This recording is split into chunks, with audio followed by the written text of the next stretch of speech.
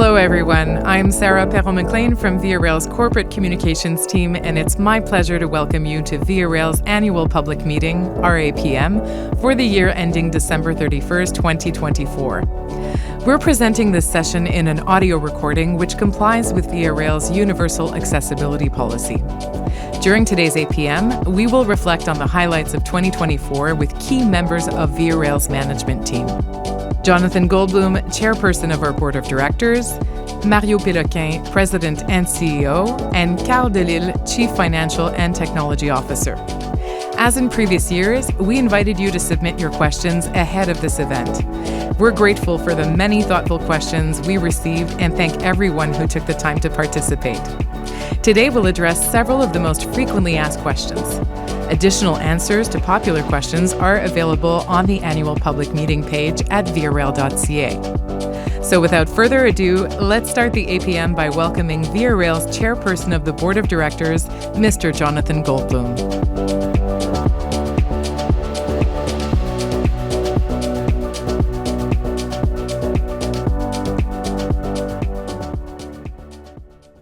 Hello, Mr. Goldbloom. Thank you for joining us. Hi, Sarah. How are you today? I'm good, thanks.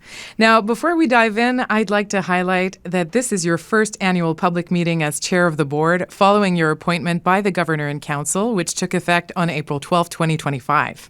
That said, you've been a member of Via Rail's board for 7 years already now. Thank you for accepting the responsibility of being the chairperson. What does it mean to you to be chair of this organization? Well, honestly, it means that I've got big shoes to fill. Françoise Bertrand, my predecessor, was chair for 7 years. And under her leadership, we made enormous strides as an organization. The evidence is the investment in the new fleet on the corridor, the new reservation system. And of course, we were really the proponents of what's become high-speed rail. It's thanks to her efforts and her leadership that we were able to convince the Government of Canada, municipalities across the corridor, provincial governments, chambers of commerce, all to endorse this plan of improved service on the corridor.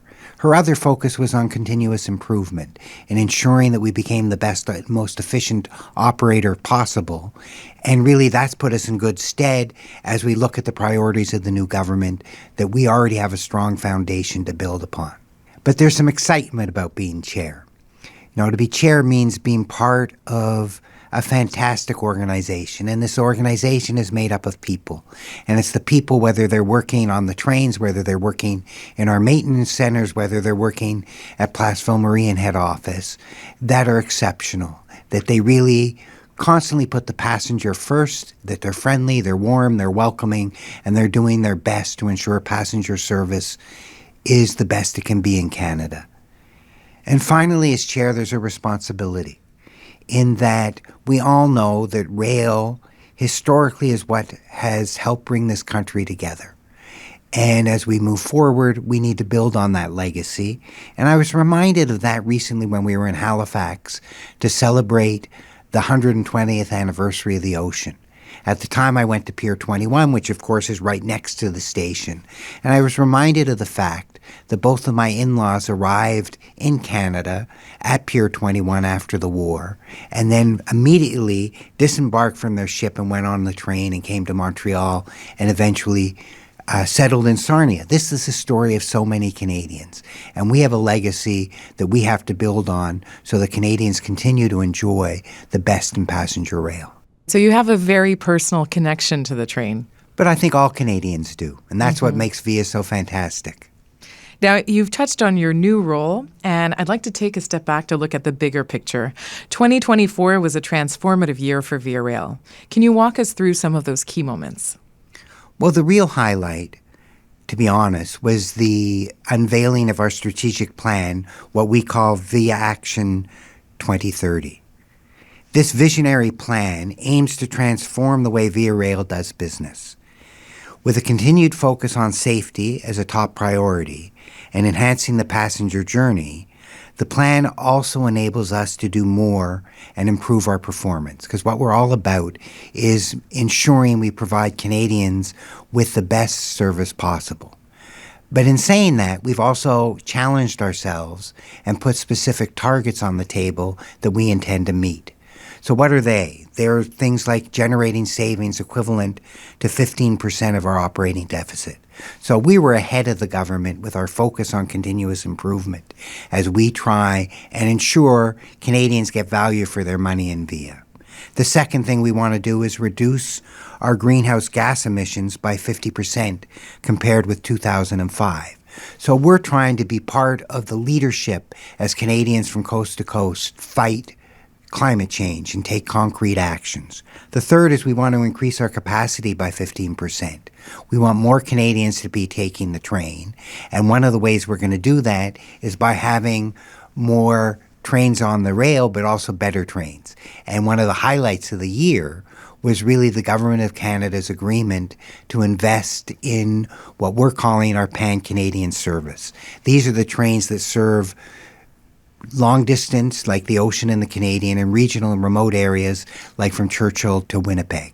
So we're going to have better trains, more accessible trains, available to Canadians, and all of this within 10 years.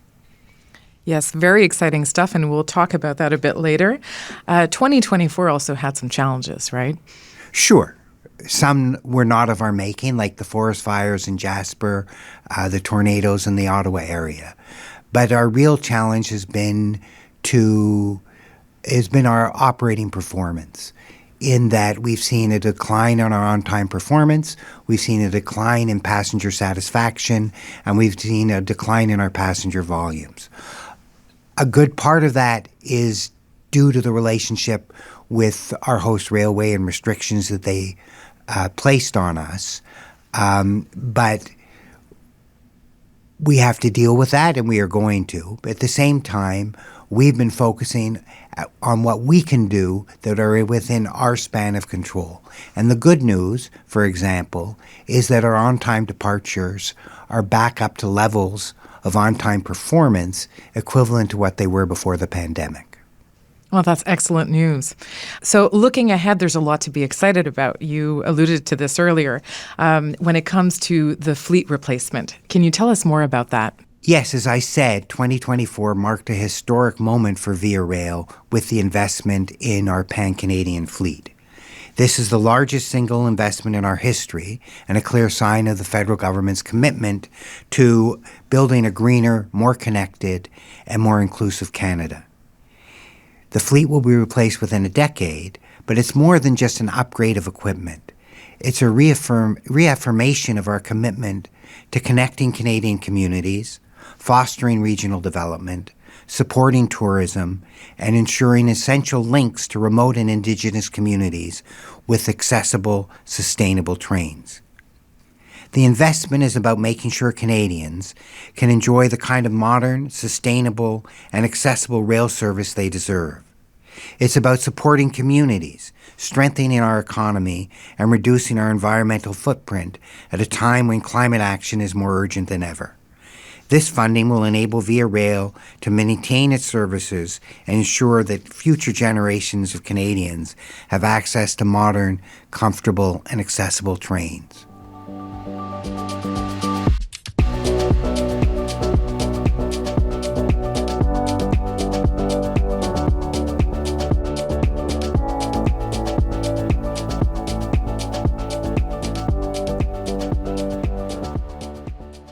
Thank you, Mr. Goldbloom. And now joining us is Via Rail's President and CEO, Mr. Mario Péloquin. Hi, Mario, and welcome to the studio. Hi, Sarah. It's really my pleasure to provide an update on our year today. Mario, would you like to build on what Jonathan shared about 2024 being such a pivotal year for Via Rail? Absolutely. As Jonathan explained, we unveiled our new strategic plan, Via Action 2030. It's already in place. It's being acted upon in measurable ways, and we can already see some early results of that. The 5 pillars that are getting better known touch on connecting communities, leverage the excellent skills of our workforce, continue being environmental champions, build on the excellent financial responsibility that we have already, and continue our safety-first culture at Via Rail. I had the privilege of unveiling this plan in Montreal last year, and then toured the country and presented it to the business community around the whole country.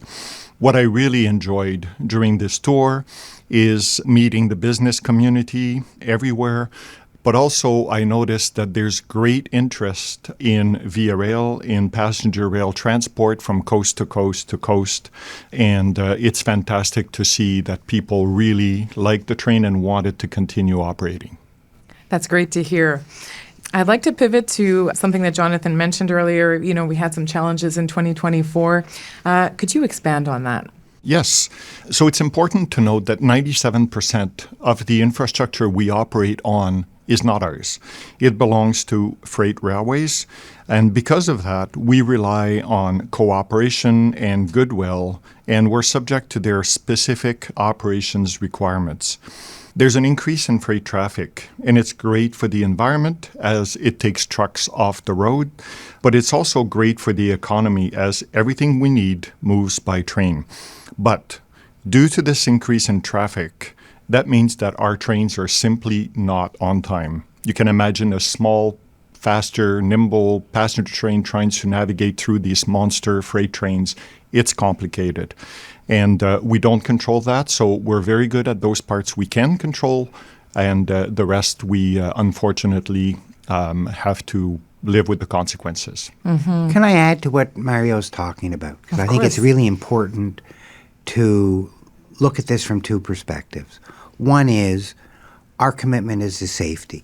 So as we address these issues with the host railway, safety is our priority, whether that's for our passengers, our staff, etc.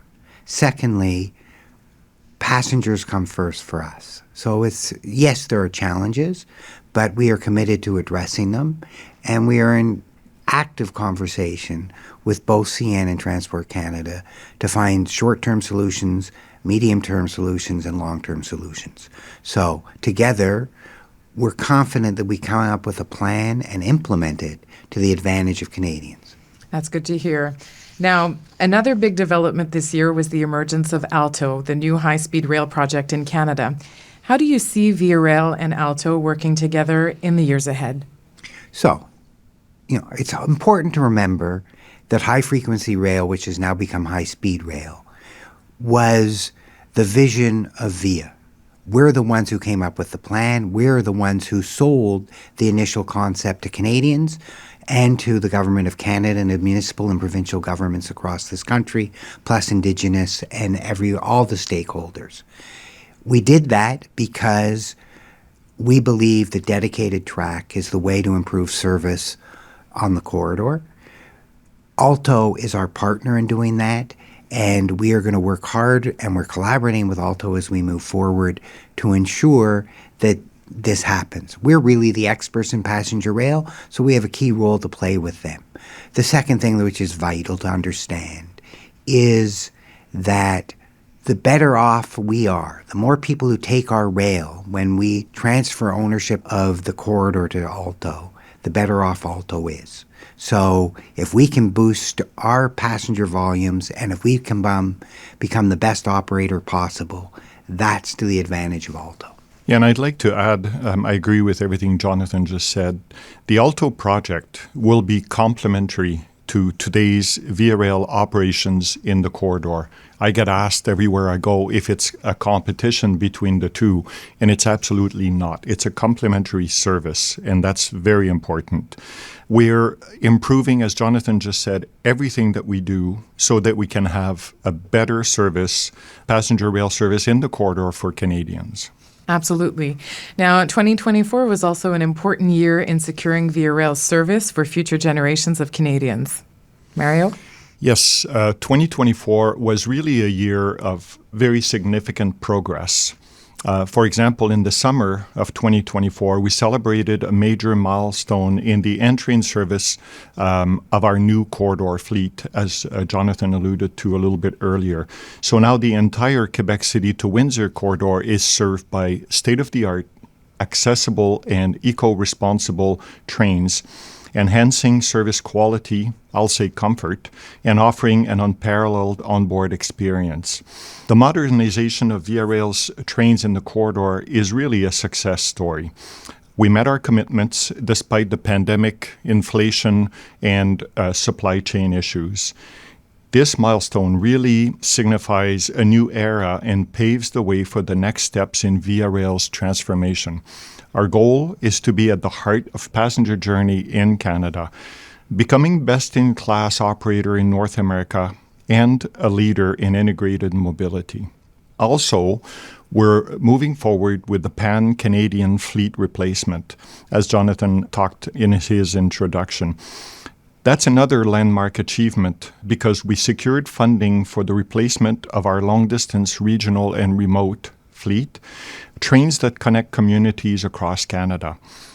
The replacement of Via Rail's pan-Canadian fleet is the largest and most significant in a series of investments in the transformation of Via Rail and the future of passenger rail across Canada. I would even go as far as saying that continued investment by the federal government puts us as par with the significant investments in passenger rail that we hear about in Europe, the United States, and so on. By the end of the year, 2024, we launched the requests for qualifications for both the 42 locomotives and about 320 passenger cars, and we're moving forward as we speak. This is a big win for all Canadians. It means that we're going to be able to provide them with a reliable, comfortable, fully accessible, and sustainable passenger rail service. It will also contribute to regional economies and tourism across Canada. It will ensure remote communities and Indigenous communities can continue to rely on our essential service, and it ensures the continuity of Via Rail services across the country for future generations. It's really a milestone investment, and we're grateful to the Government of Canada for the confidence they have in us. Yes, it's very exciting. Thank you, Mr. Goldbloom, for your leadership and championing Via Rail's vision for the future of passenger rail.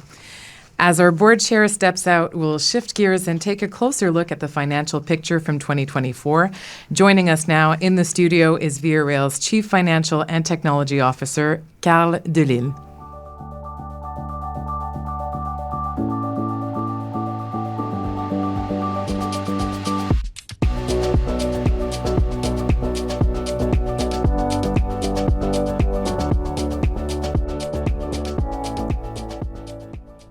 Carl, welcome to the studio.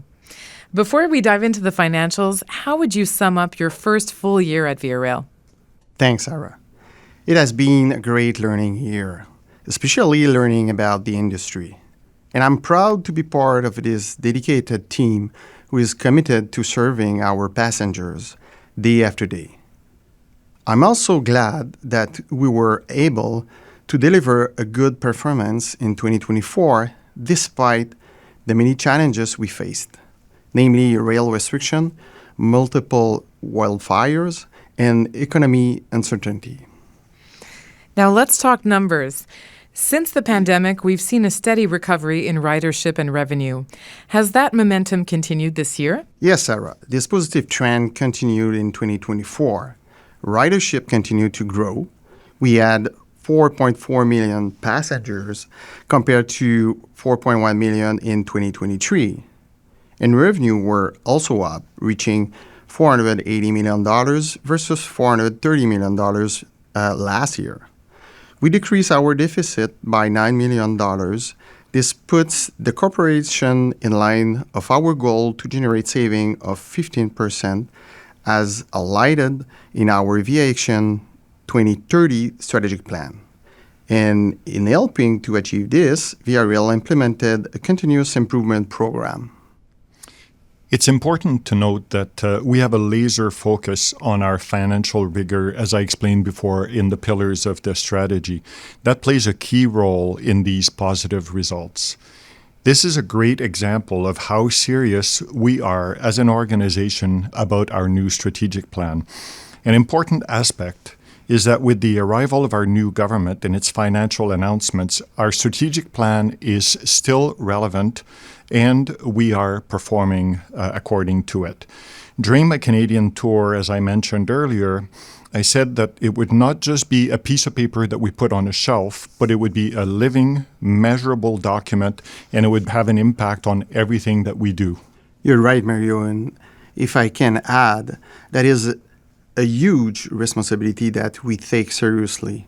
And we are collectively committed to working hard every day to better our service. And that sense of responsibility really comes through. Now, beyond the numbers, your team has also been working on projects that directly impact the customer experience. Can you tell us a bit more about that? For sure, Sarah. In mid-2024, we launched a new mobile app that allows customers to interact more easily with our new reservation system. I'm proud to say that the app was developed internally by VRL, and its success is a ringing endorsement of the skill of our employees. I'd just like to add that the full integration of our reservation system, by the way, it went flawlessly, it was deployed, and there were no issues. It marked a major milestone, making booking and managing travel more intuitive and seamless. These types of innovations reflect our customer-centric approach, placing ease and accessibility at the forefront of everything we do. It's great to hear how those projects are making travel easier for our passengers. Now let's turn to what's on the minds of our listeners. Back in July, we invited the public to send in their questions for this APM, and we'd like to thank everyone who took the time to participate. Today, we'll answer the 3 most frequently asked questions, and you can find responses to the remaining questions on our APM page at viarail.ca. Let's begin with one of the most frequently raised topics by the public, the Gaspé line. What's the latest on VRL's plan to return service to the region? I'll start by saying that I'm not surprised that it's the most frequently asked question. We receive this question all the time. Look, when the services were interrupted because of the infrastructure conditions a number of years ago, VRL committed to returning to the Gaspé region, beautiful region. And by the way, this is the region where Carl comes from. Exactly. We said we would come back when the infrastructure is rebuilt, safe, and we can offer a trip that is good for our passengers. Unfortunately, there's been some setbacks where the infrastructure is taking longer to be rebuilt the way that it needs to be. But our commitment stays the same. I get asked about a partial return to service, and it's simply not possible because of logistical issues, turning trains around or moving a long distance going backwards. So our commitment stays the same. We will return to service when the infrastructure is ready all the way to Gaspé. Thank you very much for that update, Mario. Now let's move on to our second most frequently asked question. What is the current status and timeline of VRL's Pan-Canadian fleet replacement? Sarah, I will do a quick update on that. So we are advancing the renewal of our long-distance regional and remote fleet with a structured and transparent procurement process. In April 2024, the Government of Canada announced funding to support the replacement of VRL aging long-distance train set. In December 2024, we launched the request for qualification for both locomotives and passenger cars. In Feb 2025, the request for proposal process for locomotives was officially open. In June 2025, the RFP process for the passenger cars was launched. And overall, finally, we expect to announce the selected suppliers for both locomotives and cars in the first quarter of 2026. That's excellent news. Thank you for that breakdown, Carl. Now, while fleet replacement is a major step forward, many people also asked about the possibility of increasing service or expanding the regional and long-distance routes, especially to new destinations like Calgary or Thunder Bay. Mario, what are VRL's plans in that regard? Look, I'll start by saying that what Carl just explained is absolutely spectacular, right? The replacement of our Pan-Canadian fleet includes the regional and remote routes that we serve already today. That means that future generations of Canadians who rely on these remote and regional routes, sometimes essential, will enjoy more comfortable, environmental sustainability rights for the future. Now, our ambition is very clear in our strategic plan. We want to serve more Canadians across the country. But the funding that we have right now to replace the pan-Canadian fleet is a 1-for-1 seat replacement. That means we're replacing the fleet, 320 cars, 42 locomotives, to offer the same service that we have today. We're continuing to work, Carl and I and the executive team, with our partner, the Government of Canada, to do more. But right now, what we have on the table is to offer the same services for the future generations. Thank you very much. So thank you, Mario. Thank you, Carl. Now, for the people listening to us at home, if your question wasn't answered during this session, we've gathered the top questions from the public along with complete answers on our APM page at the VRL website, that is vrl.ca. Once again, a heartfelt thank you to our board chair, Jonathan Goldbloom, our president and CEO, Mario Péloquin, and our chief financial and technology officer, Carl Delisle, for sharing their insights with us today. And of course, thank you to all of you for tuning in. We appreciate your continued interest in Via Rail's journey and future.